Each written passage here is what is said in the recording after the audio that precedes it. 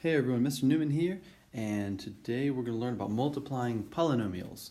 So first of all, we're going to start with distribution, which you guys know. Whenever you multiply a monomial with a binomial, that means a one-term polynomial with a two-term polynomial, you're just going to use distribution. You guys are used to this. The first one, in fact, you could probably even do before I show you this from the video. 3 times x plus 2, 3x plus 6. Some things to notice. Remember this 3 next to the parentheses, that means multiplication right there. So you use distribution whenever you're multiplying across a parentheses. Those little lines on top, that's just to remind me to multiply by each term in the binomial, and the lines mean to multiply. So that's why we get 3 times x, or 3x, plus 3 times 2, or 6. For the next one, you have to recognize that we're multiplying that 4x. That's what we're multiplying across each of the terms in the binomial. So we do 4x times x, and then we do 4x times 3.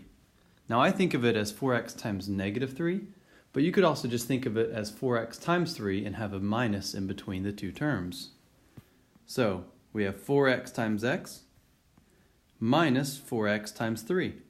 Now we need to clean this up a little bit. X times x is x squared, so we get 4x squared. 4x times 3, well the 4 and the 3 can multiply, and you get 12x. We're actually done here because we cannot combine like terms. X squared is a different kind of term than the x term, and so they must remain separate. For the next one, we get negative 5x, and that negative is what we're distributing along with the 5 and the x. So we're multiplying negative 5x with 2x and with 4. I like to put the negative 5x in parentheses. That helps me see that we're carrying it all along. And notice negative 5x goes with each term in the binomial. Now when you simplify, negative 5 times 2 is negative 10. X times x is x squared. Instead of plus minus, I'm going to just change it to minus. And negative 5 times 4, that's 20, so we get minus 20, or you could say plus negative 20x. For the last one over here, I'm going to distribute the 2x times 5x, minus, notice how I carried the minus down, 2x times 2. 2x times 5x, that's 10x squared, x times x is x squared, minus the 2 times 2 is 4, so we get 4x. Now, I'm going to show you guys distributing some weird stuff here just to kind of get you prepared for what we're about to do. Notice if we have a smiley face, I think your smiley face looks a little bit different for some reason, but when you distribute that, you get smiley times x, or smiley face x, plus smiley face times 3. That's all I mean by distributing, right? You just have to make sure everything in the smiley face, all the smiles and the eyes and everything, get carried to both parts. Let's do the same thing with a cat. Cat times 2x will be cat 2x, minus, and the cat gets distributed to the 5, cat times 5. You guys see the pattern? Well, now I think you're ready to multiply a binomial with a binomial. And the secret here is we're actually going to use the distribution property twice. We're going to distribute twice. Let me show you what I mean. First of all, I want you to draw a big cat around that x plus 1. Notice that whole thing in parentheses is all together, so we're going to distribute all of that to the x and to the 2, just like we did the cat up above. So go ahead and write cat times x plus cat times 2. Now leave lots of space inside your cat because what's really in the cat? Well, it's x plus 1 in parentheses is what's in the cat. And so now I'm going to rewrite it, but without the cat symbol. I'm going to just put the parentheses. X plus 1 times x plus x plus 1 times 2. Can you see what's being distributed? It's the x plus 1. Just like we distributed some weird stuff up here and up here, this x plus 1 is a weird thing that we're just distributing all the way across.